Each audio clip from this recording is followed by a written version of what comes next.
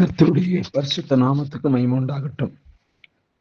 ஆண்டவரும் உலக இரட்சகருமாகிய இயேசு கிறிஸ்துவின் ஈடு இணையற்ற நாமத்தில் உங்களை யாவரையும் வாழ்த்துகிறேன். கர்த்தருக்குள்ளாக உங்களை ஆசீர்வதிக்கிறேன். கர்த்தர் தாமே இந்த நாளையும் உங்களுக்கு ஆசீர்வாதமாய் நடத்துவாராக.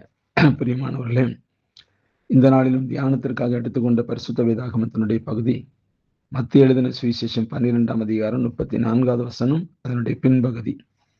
இருதயத்தின் நிறைவினால் வாய் பேசும். இருதயத்தின் நிறைவினால் வாய் பேசும். ஒரு மனிதன் அவனுக்குள் எப்படிப்பட்டவன் என்பதை அவனுடைய வாயின் வார்த்தைகளினால் அறிந்து கொள்ள இயலும். இருதயத்தின் நிறைவினால் வாய் பேசும் என்றார் இயேசு கிறிஸ்து. மனிதனின் உள்ளம் ஒரு விதமாயிருக்க அவனுடைய வார்த்தைகள் வேறு விதமாயிருக்க முடியும் என்பது உண்மைதான். ஆனாலும் சற்று நிதானித்து பார்த்தால் அது போலியான வார்த்தைகள் என்பதை புரிந்து கொள்ள இயலும். விசுவாசிகளின் தகப்பன் என்று அழைக்கப்படும் ஆபிரகாமின் வாழ்க்கை குறித்து செய்திகள் ஏராளம் வேதாகமத்தில் உண்டு. ஆனால் ஆபிரகாமின் வாயினால் பேசப்பட்ட வார்த்தைகள் வேதாகமத்தில் மிகவும் குறைவாகவே பதிவு செய்யப்பட்டுள்ளன.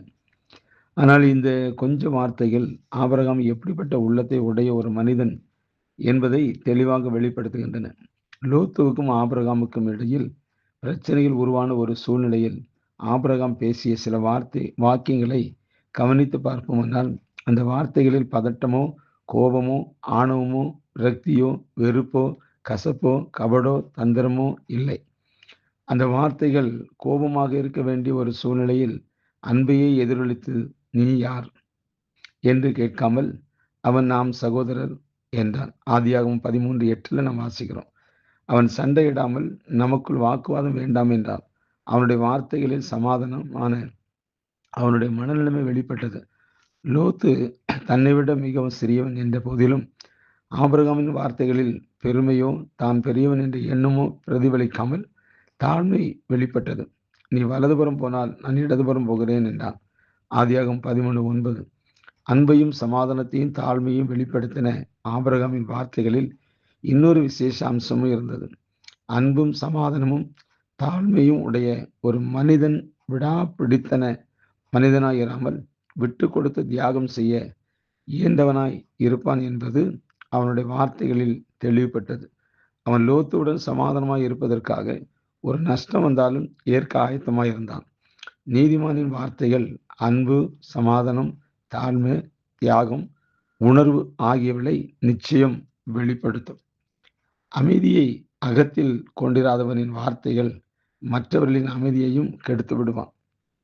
அமைதியை அகத்தில் கொண்டிராதவனின் வார்த்தைகள் மற்றவர்களின் அமைதியையும் கெடுத்து விடுவான். பிரியமானவர்களே, இந்த நாளிலும் இந்த வார்த்தையை நாம் தியானிக்கும் போது நாமும் இப்படிப்பட்ட நல்ல ஒரு மனநிலைமை உடையவர்களாக நாம் காணப்பட வேண்டும். நம்முடைய இருதயத்தை நிறைவினால் வாய் பேசும். நாம் எதை பேசுகிறோமோ அந்த வார்த்தையில தான் நாம் யார் எப்படிப்பட்டவர் என்பதை கண்டுபிடிக்க முடியும் என்பதை இந்த வசனம் தெளிவாக சொல்கிறது. அதனால நாம் பேசுகிற வார்த்தையின்படிதான் நம்முடைய நிலைமை மற்றவர்கள் அறிந்து கொள்வார்கள். நாம் எப்படி பேச வேண்டும் என்பதற்கு அருமையான ஆபிரகாம் ஒரு நல்ல உதாரணமாக ஓமையாக காணப்படுகிறார். ஆனால் நாம் நம்முடைய வாழ்க்கையில வார்த்தைகளை எப்படி பேசணும் என்பதற்கு முன்மாதிரி. நாம் வார்த்தையை சுருக்கி அன்பை வெளிப்படுத்துவோம், அமைதியை வெளிப்படுத்துவோம், சமாதானத்தை வெளிப்படுத்துவோம், நற்குணங்களை வெளிப்படுத்துவோம். அது நிச்சயமாகவே நம்மை ஒரு சாட்சியாக நிறுத்தும் என்பதற்கு எந்த விதத்திலும் சந்தேகம் இல்லை என்பதை சொல்லி நிறைவு செய்கிறேன்.